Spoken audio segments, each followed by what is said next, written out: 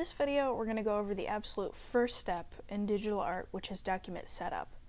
Now, your version of Photoshop isn't going to matter. I'm going to talk about principles, not the interface, because the interface changes all the time, but the principles stay the same. So when you open a new document, you're going to get a window that may or may not look like this. In older versions of Photoshop, it's pretty much just this right side here. This left side is new to the later versions of Photoshop CC.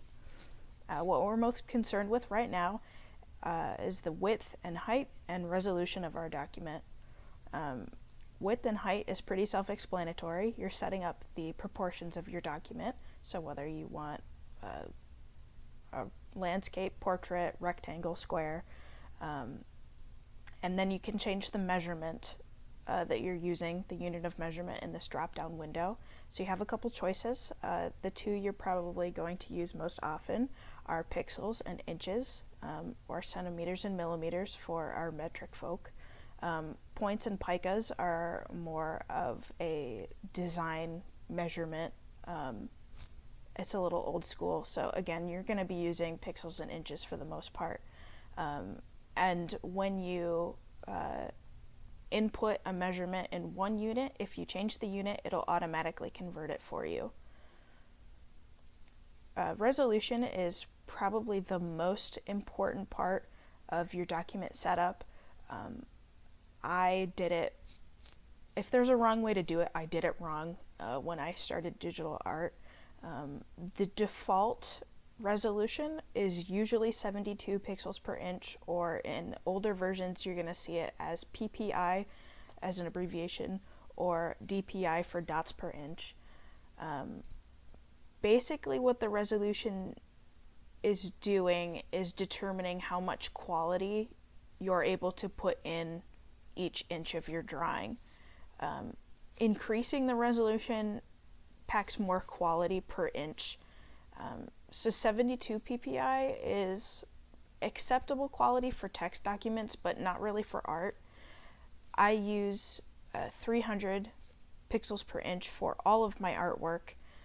And when I started, I used the default of 72, and what that ended up doing is, in order for me to put in more detail, to zoom in closer and whatever, my paintings would end up 50 or 60 physical inches wide when you printed them out, and they would be several gigabytes on my computer, and obviously my performance just totally plummeted, and it was hard to work with them like that. But now that I'm using 300 pixels per inch, my documents very rarely exceed 15 inches in any direction, and I don't get any lag, I don't get any performance loss because my file's smaller. For color mode, you're going to be set on the default of RGB color at 8-bit. CMYK is mostly for designers and printers, and you have a couple other options here, but you're just going to stick with RGB color at 8-bit. Your background, you're probably going to be set on the default as well. You can see mine set to custom. The default is white. This looks white, but it's not. It's actually a very light gray, which is what I prefer to do my sketches on. And when I was opening my documents, I was recoloring the background pretty much first thing, so I just decided to skip that step and create a preset that already had that background color in there for me. So that's another thing that I want to go over, which is presets. If you find that you're using a particular size or setup frequently, you can save it. Whatever you input in these fields, whether you're changing it to inches or you have a certain resolution, don't ever use 50, but there you go. You just click this button up here. You can put in a title for it, and then check your settings one last time, and you can save the preset. And in this version of Photoshop, you're going to find it under the Save tab, and you'll be able to pull it up.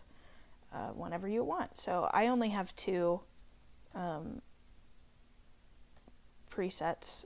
One is my 10 by 10 sketch with a colored background, and the other one is just a size reference for work for comic page setup. So once you've got everything squared away, you can hit create and you're ready to start working on your new document.